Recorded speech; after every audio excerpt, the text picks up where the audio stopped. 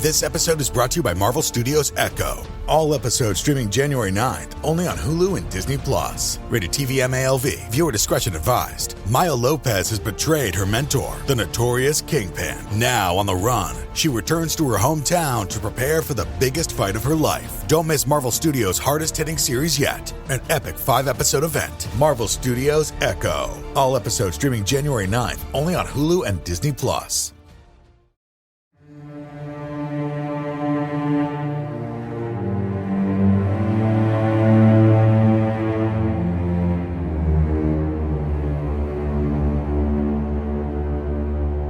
Hello, and welcome to Scare You to Sleep. I'm your host, Shelby Scott, and I'm here to read you a couple bedtime stories. Tonight I have for you 2 tales that were written today, but are about Victorian-era horror. I thought it was a fun little theme to put together, since so many of you enjoy my episodes of actual Victorian horror stories. So, here's a contemporary take on them. Our first episode this week comes from Vanessa Kennedy, whose name you will recognize from her fantastic Ghost Monologue series that was featured on the show. She's an aspiring author and an avid reader. She loves listening to ghost stories and learning about the dark, spooky underbelly of the world, haunted places, serial killers, and stuff like that. This week, Vanessa has for us 3 Husbands.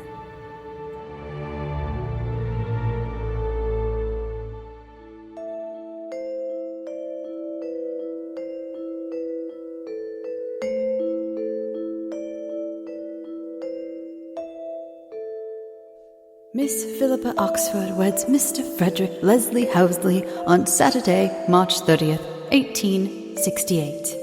Last Saturday marks a sad day for the Housley family. Mr. Frederick Gregory Leslie Housley, the youngest brother of the Baron of Greenling, died at the age of 57.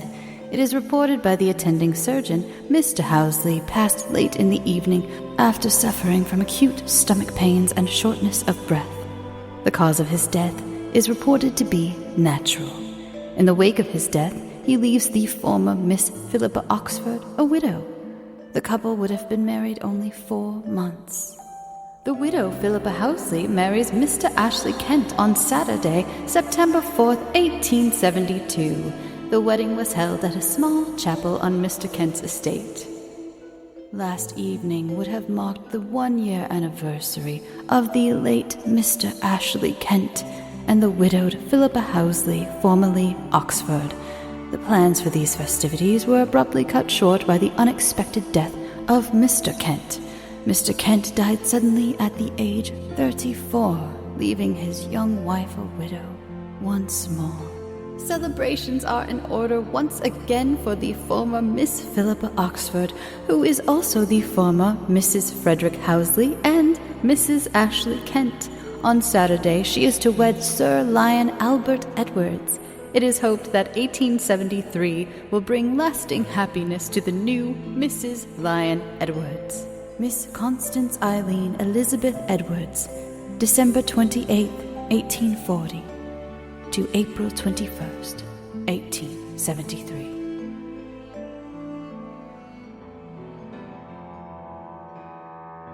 Philippa smiled at the small stack of newspaper clippings she held in her hands.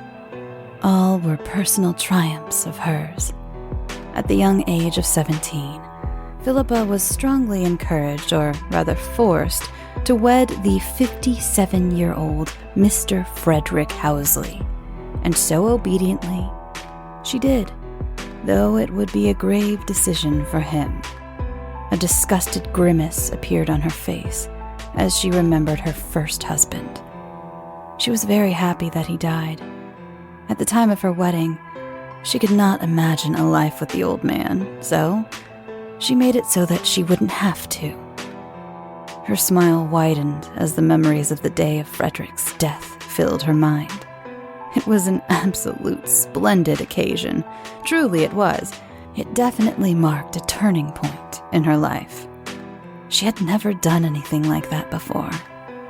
But now that she had started, the idea of stopping was inconceivable to her. When the idea first struck her, she laughed it off. It was insane, unimaginable, Or was it? How hard was it to get rid of one's husband? Philippa was a proper lady, raised to be a delicate rose in society, beautiful and elegant. But didn't roses also have thorns that could pinch and draw blood? Yes. She could stab him, but that would be just messy, and most definitely a scandal would erupt in the aftermath. She could just imagine the unflattering headlines. Wife stabs husband. No, that wouldn't do. She could arrange an accident of some sort. Yes, an accident. But which kind? A hunting accident? No. Philippa despised guns and the act of killing innocent animals for sport. How about an illness? But how could she orchestrate an illness that would actually kill him? Quite easily, actually. Conveniently, the poison, arsenic, she learned was readily available and conveniently located in the house's kitchen. It was very deadly if consumed at that moment of this formulation. Philippa was aware of a small rat problem her house had. Once the idea of using arsenic was planted in her head, she had a quick, discreet chat with the cook about the problem. Her problem. The rat problem, that is. Apparently, arsenic could be placed in food or drink and be utterly tasteless. She couldn't bear the thought of the poor rat suffering. It was perfect. Philippa had already endured 2 long, agonizing months with this aging fool, who she was forced to call her husband. His brute-like behavior was appalling. His balding head and stout figure were another embarrassment. For the next 2 months, Philippa put some of her precious solution into her husband's drink. That was another thing that irked her about him. He was very fond, too fond, of his drink. But in hindsight, it was actually his fondness for consuming too much alcohol each night that killed him. Or that was what it was made to appear like. Philippa ignored the complaints of pain. Inwardly, she was rejoicing at the fact that he was in pain. That meant that it was working. And soon, he was dead. Philippa rose one night to find silence. That was an oddity, because her husband snored loudly. But that night, there was no thunderous noise erupting from his bedchamber. Philippa bathed in the silence for hours, smiling. This was the first time since her premarital days that she could sleep in silence. Of course, the next morning came, and that ghastly discovery was made. The surgeon was called and announced that he was, in fact, dead, which was no surprise to her, while the household and the rest of her family grieved. Philippa rejoiced, inwardly, of course. She had gotten away with it. Now that she was free from the tentacles of that unseemly marriage, and she was also free to see if she could do it again. She had now discovered a new hobby that she quite liked, though it took a lot of work and much of her time to obtain a husband and then to kill him, but it was worth it. Philippa was blissfully content to be an on-again, off-again widow. After the appropriate amount of time had elapsed for mandatory grieving, Philippa was free to find another husband. And soon after, she did. Mr. Ashley Kent of Cardiff was 20 years her first husband's junior, which was a large improvement, even though Ashley was still a young man, he could still be weakened. Philippa actually, surprisingly somewhat, liked Ashley, so that was her rationale for allowing him to live so long. She surprisingly liked his company. But soon the honeymoon phase phased out, and the impulse to sprinkle small amounts of her secret weapon against her unwanted husbands became too hard to ignore. So, a few months just shy of their first anniversary, she started putting some into his food. Unlike her first husband, Ashley didn't like liquor. Thankfully, Ashley did like to eat, and there was always a buffet set out for breakfast each morning. After almost a year of marriage, Philippa knew that he liked strawberry preserves and clotted cream on his scones. Each morning after the food was laid out, Philippa would pour small amounts out of her vial into the sweet, jelly-like preserve. Since Ashley was still relatively young, she added more to his pitcher of cream that he put in his tea, too.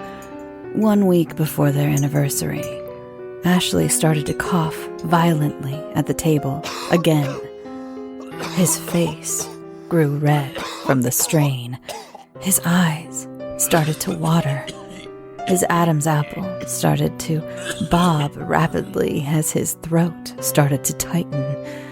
Philippa knew what would happen next, so she placed a concerned expression on her face as her husband choked. Soon, the choking escalated into a severe gag, which resulted in him losing his breakfast. His vomit was a pinkish color, and chunks of half-digested strawberry preserve covered the table. Ashley muttered an apology and excused herself. Once she had left the room, a delighted grin was platted on her face. She knew it wouldn't be long now. For weeks now, Ashley had had digestive issues. The task of keeping anything in his stomach was nearly impossible. It was either coming out one end or the other, as much as it was a disgusting thing to witness. It was worth it. It was so worth it. The events that followed later that day followed the same pattern as her first husband. And just like her first husband, Ashley Kent was dead too.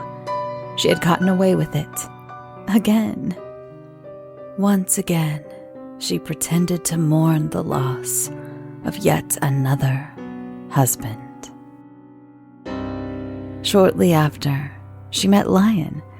He was, for her purposes, perfect. He wasn't perfect enough to let live, but for the time being, and maybe 1 year of marriage would be just long enough. Maybe 2. She hadn't had a husband for more than 1 year, so to shoo away any suspicion, she would let him live until she got tired of him. As their courtship progressed, she learned quite quickly that she wouldn't only be gaining a husband, she would also be gaining a very suspicious and, lack of a better word, ugly sister-in-law. Constance Edwards was almost 10 years Philippa's senior, and what society dubbed an old spinster. If Constance wasn't so suspicious about Philippa's intentions and plans, Philippa might have shown her pity for her situation. As the wedding drew near, Constance's distrust for Philippa became mutual. The itch for murder was resurfacing. Before Philippa could dispose of Lion, she would need to get rid of Constance first. Several marvelous and creative ideas popped into her head. Starving her in a locked room was a tempting option, but it was also a childish one. Surely her cries would be heard. Gagging her would be a necessity. Then again, a quick push down the stairs was also an alluring idea. But there was a chance that Constance would survive the encounter, and she couldn't have that. How was she going to do this? Philippa had developed a knack for killing husbands, but murdering other people, that was new to her. Somewhere deep inside of her, Philippa felt like she would reach a new level in her abilities if she could succeed in this task. Constance was nothing more than an obstacle and a delicious challenge. After the wedding, to Philippa's delight, Constance was invited to stay at Lyon's estate. But this provided a multitude of opportunities to get rid of Constance, similar to what she did with her first husband. Philippa returned to the plan of tainting drinks. Nightly, Constance would drink a sleeping tonic. It was the perfect opportunity. As much as Philippa didn't like her sister-in-law, she would still nurse her back to a state of unconsciousness. Lyon thought it was a sweet gesture that his new wife was helping his sister, but was Philippa really helping? No, not helping per se. Well, helping her to an early grave, yes. Soon, Philippa's efforts paid off. Constance's death was nothing of a surprise. No one had even reported on her death because she held such little importance in society. No one cared about a husbandless spinster, so no one looked into her death. It was rumored that she died of melancholy shortly after the wedding of her brother. No one knew the truth, and no one would. All she got was a small obituary in the paper with just her name and the dates of her birth and death, which Philippa held in her hand. Watching her loved ones was euphoric in nature. It was the most amazing thing she ever felt. The high that Philippa felt from Constance's death lasted for months. Killing Constance was like nothing she had ever felt before. She could remember the look in Constance's eyes when she died. The last thing she wanted to see was her brother. At Constance's plea to see her brother, Philippa leaned down and whispered, "He will be joining you soon." And he would be. Soon. A loud cough echoed through the air, which made Philippa snap out of her revelry. Her newest husband was following the same pattern as the previous, though she needed to be careful. Her scratches, as she liked to call them, couldn't be too close together. It had only been 6 months since Constance's unexpected demise, and it had only been 9 months of marriage. With Lyon, Philippa was taking her time, killing him slowly. Even though her third husband was slowly dying a few rooms away, Philippa could feel the itch again. She needed to kill again. But who? Who would be next? She could marry again, but that would take time. She would need to wait for her present husband to die firstly, and then pretend to mourn, and then start the whole process of luring an eligible man again. Now that she was getting up in years, finding a man who would take her would be a difficult task. No, she needed to scratch the itch sooner rather than later. She could dispose of a maid, but that was too easy, too convenient.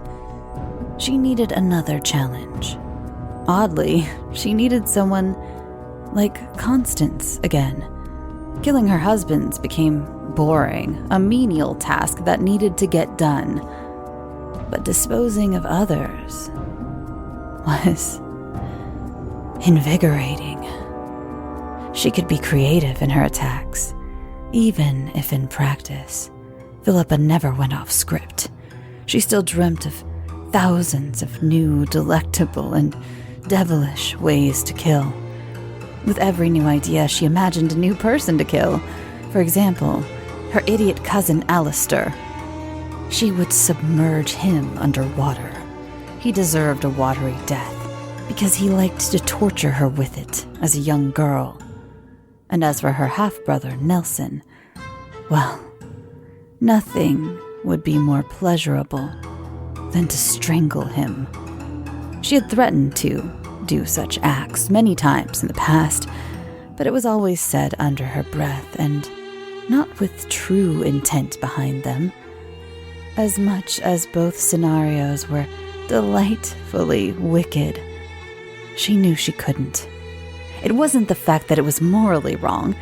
It was the fact that Philippa doubted that she could actually hold a man that was double her size down underwater long enough to kill him.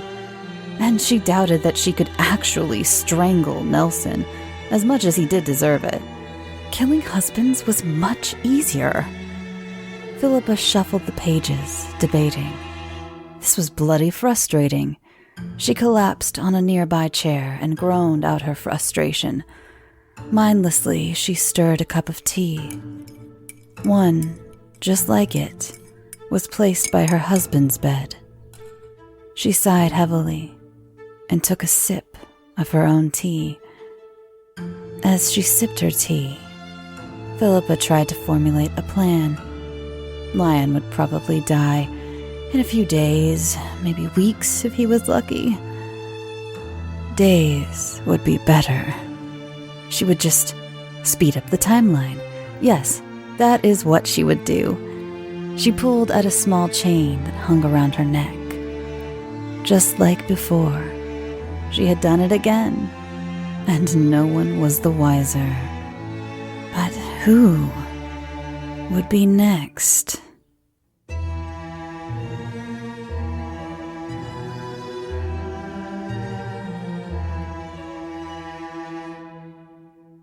Hey there, it's the new year. You've got mood boards and resolutions, and work is back in full swing, and you don't need any extra stress in your life. And Factor's ready-to-eat meal delivery takes the stress out of meal planning and sets you up for success in the new year. Skip the grocery stores, prep work, and cooking fatigue. Instead, get chef-crafted, dietitian-approved meals delivered right to your door, with over 35 meals to choose from per week, including options like keto, calorie smart, vegan plus veggie, and more. Plus over 55 weekly add-ons. You'll have a ton of nutritious and flavorful options to kickstart your resolutions. Forget frantic lunch preps and rush dinners. Factor's 2-minute meals are your secret weapon in the new year. Fuel up fast with restaurant-quality meals, all delivered right to your door. Factor now offers loads of snack options like breakfast, smoothies, juices, snacks, and more to keep me going no matter what's on the schedule. Skip the overpriced takeout trap.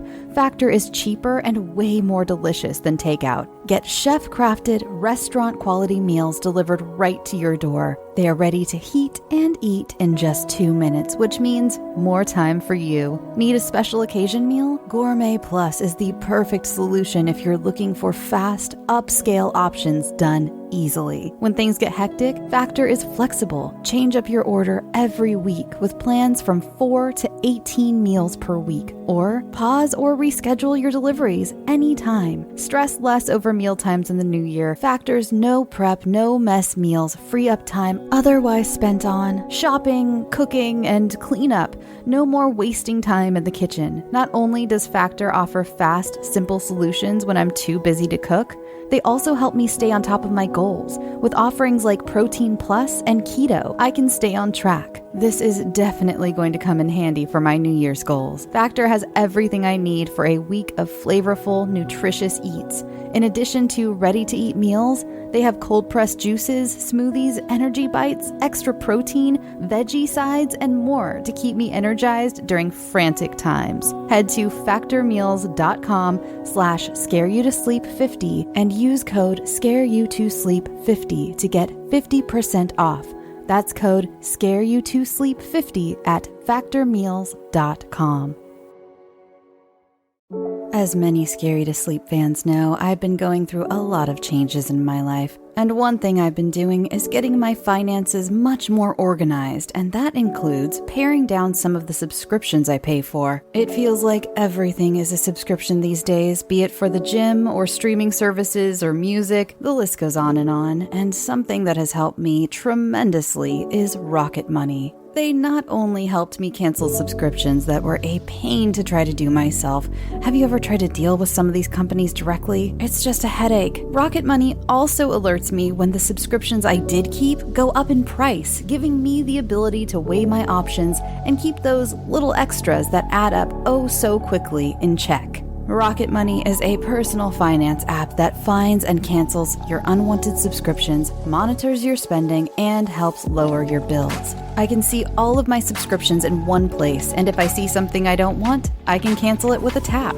I never have to get on the phone with customer service. Rocket Money has over 5 million users and has helped save its members an average of $720 a year with over 500 million in canceled subscriptions. Stop wasting money on things you don't use. Cancel your unwanted subscriptions by going to rocketmoney.com/scareyoutosleep. That's rocketmoney.com/scareyoutosleep.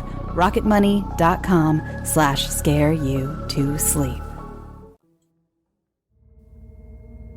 Our second episode this week is by M.L. Parker. Parker fell in love with the macabre and mysterious at the tender age of 6 and has been enamored with it ever since. From horror to unsolved mysteries to true crime to serial killers, her passion has grown with each new discovery. Being profoundly influenced by the works of literary masters Stephen King, Edgar Allan Poe, and H.P. Lovecraft, she was inspired to begin her forays into the world of writing horror fiction. This is her first tale to be shared publicly, and hopefully it will not be her last. Tonight she has for us The Thing in Room 246.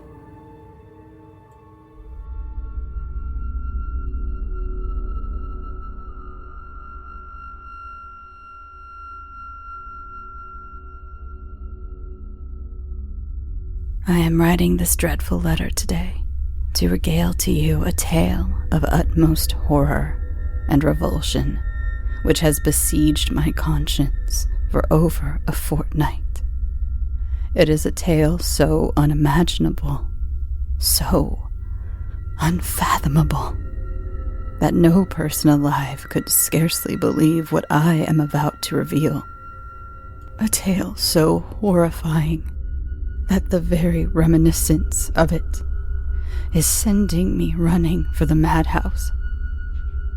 It is the tale of the thing in room 426.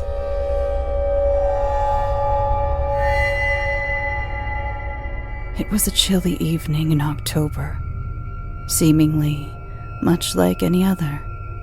I had been visiting my favorite city to partake in the seemingly ordinary bourgeois activities of city dwelling after a long spell of seclusion from the civilized world. As weary travelers are wont to do, I had made reservations to recuperate from my day's activities in a rather well-to-do hotel on the good side of town. Of course, none of this will hold any merit or provide any sense of security from the events that shall unfold in the following paragraphs. But I shall regale you with it all the same. The room was quiet.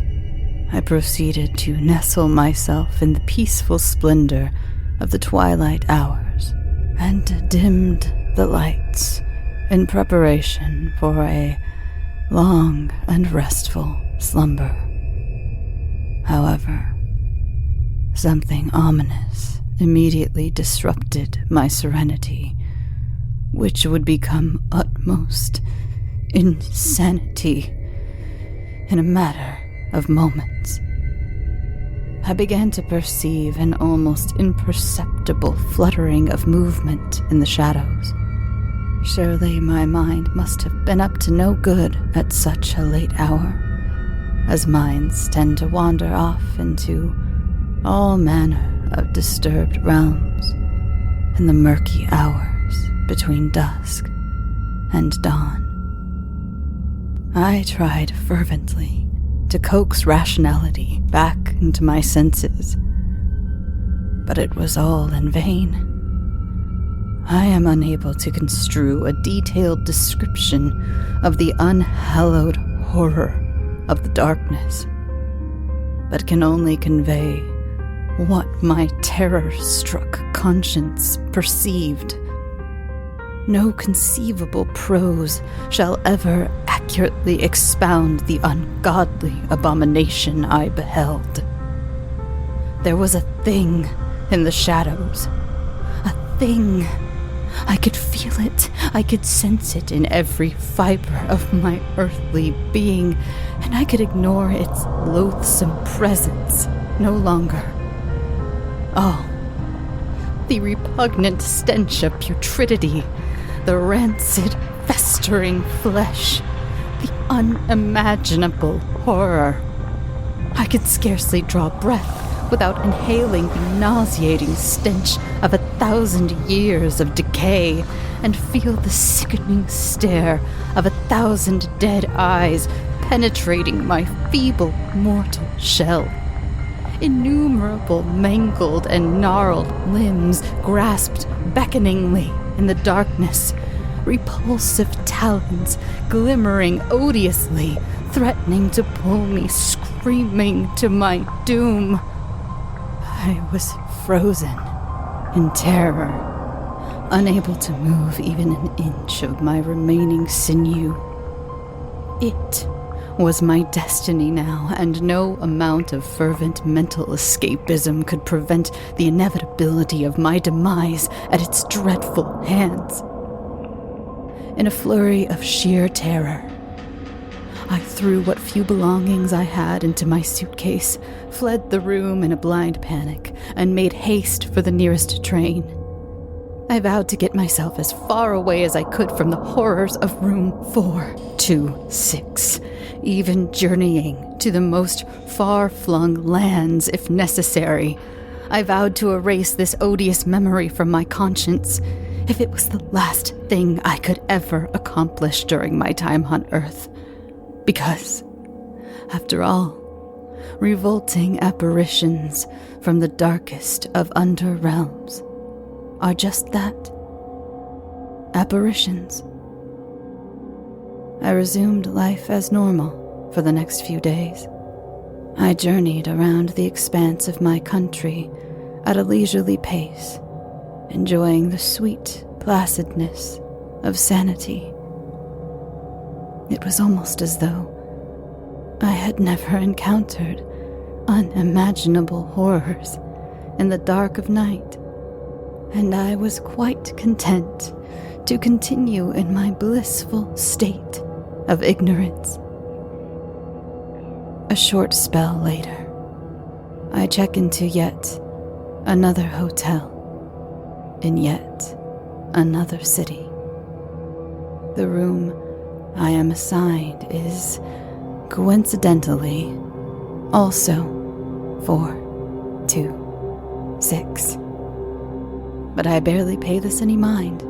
I had been eagerly awaiting a fresh start in a new location since the sinister memories of the past had finally almost faded into obscurity. After a day of activity that mirrored almost exactly that dreadful day of seemingly so long ago, I retire to my quarters. I undress with every intent of having a long and luxuriant bath as a reward for my daily expeditions. With high hopes and a clear conscience, I open the faucets as hot as my flesh can withstand. Now, it is my time to cleanse my body and soul.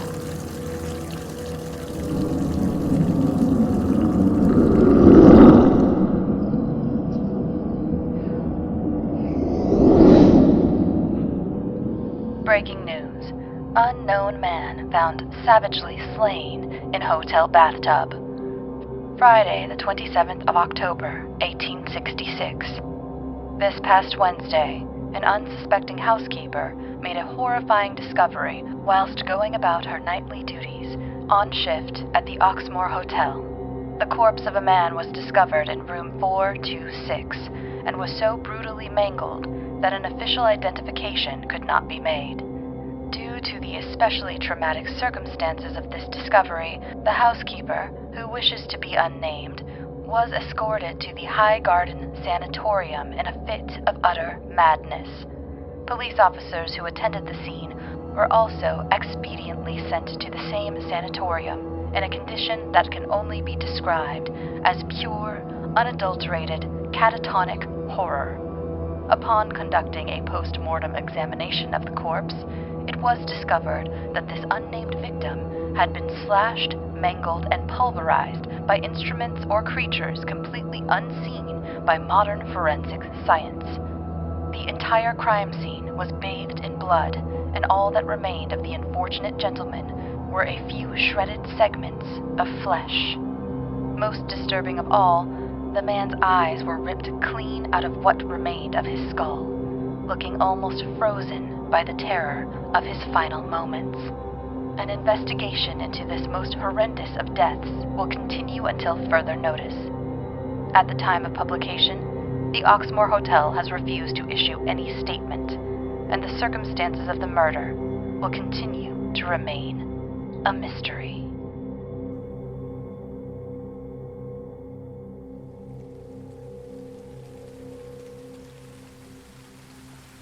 Thanks for listening. Thank you to my authors, Vanessa Kennedy and M.L. Parker, for your incredible stories tonight. It was so fortuitous that I got both of these. Isn't it crazy? I want to hear from both authors. It's bananas that they're so similar in so many ways. Both of them had like news articles, one at the beginning, one at the end. They were both set in the 1800s. I just thought that was so interesting that I got these two very different stories, but had these themes in them that were so similar. And so I thought this would be a fun episode. And we all love our Victoria. Well, not all of us. I have seen the comments on Spotify, don't worry, that are like, I don't like the old stories. I skip them. That's fine. That is your prerogative. I don't know why you need to let me know it on a Spotify note for a show or an episode that isn't the Victorian ones. But that's cool.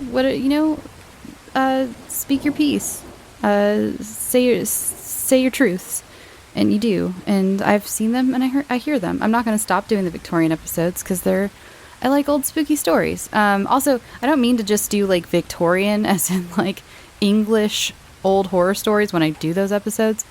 There's just a lot of them. There's just a lot of them.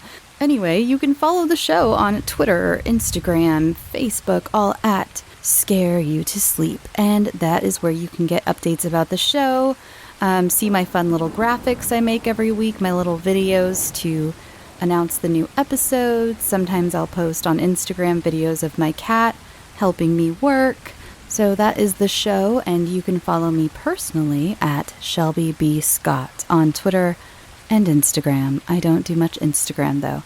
I had a tweet blow up this week, and that was really strange. So if you happen to be on Twitter and saw my name floating around yelling about David's bridal, yep, that was me. That was this Shelby Scott. So super weird. You go and you just rant about an old job you had one time, and then you wake up and you've got 13,000 likes and a lot of people yelling at you about how you should be grateful to your corporate overlords. Not a lot of people. It was mostly people being like, yeah, they suck. But I had one lady in particular, and I wasn't very nice to her, but she fucking deserved it. Anyway, so what else? Oh, you can join the Patreon for as little as $1 a month for bonus or ad-free episodes at $1 a month, and starting at $3 a month, you get bonus episodes. And yes, I have one that is going to be coming out soon, a creepypasta episode, and I also owe you the last chapter of Frankenstein. So, and the $10 tier, by the way, one of the perks is once I read through any of these classic stories, I'm going to compile them all like Frankenstein into one big long audiobook that will be available for the $10 and up tier. There is no up. There's just $10. There's no up, but the $10 tier. So go check that out if you'd like. And you already heard that last week there was a new episode of Historic Hangouts, my other show. If you ever want to hear more of me, there's another show called Historic Hangouts where I talked to my husband about Historic Hangouts. And last week I was the one who took over the show and gave all the info. And I thought last week was a pretty funny episode, if I do say so myself. So check that out. What else can I have you check out? What other things can I make you, tasks I can send you to do? Nothing else. Let's see. This week I baked some lemon bars and they were so good. I even got the recipe a little bit wrong, but they were so good.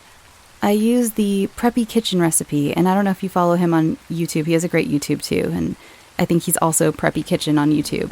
But I used his recipe, I cut it in half, and just fantastic.